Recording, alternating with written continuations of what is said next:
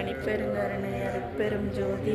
எல்லாம் வல்ல அருட்பெருஞ்சோதி ஆண்டவனுடைய தனிப்பெரும் கருணையினால் இன்றைய நன்னாளானது புதன்கிழமையாக அமைந்து இன்று மதிய உணவும் மாலை வேலை உணவும் வழங்குவதற்கு உடல் உழைப்பும் பொருளுதையும் நிதியுதையும் வழங்கிய குடும்பத்தினர், குடும்பத்தின் அங்கத்தினர்கள், உறவினர்கள், நண்பர்கள் அனைவரும் நோயற்ற வாழ்வும் குறைவற்ற செல்வமும் திகழர் கீர்த்தியும் பெற்று சுத்த சன்மார்க்க நன்னெறியை கடைபிடித்து அதன் பயனாக கடவுள் நிலையறிந்து அம்மைய மாதிரி நிலையினை இவர்கள் ஒவ்வொருவரும் பெறுதல் வேண்டும்.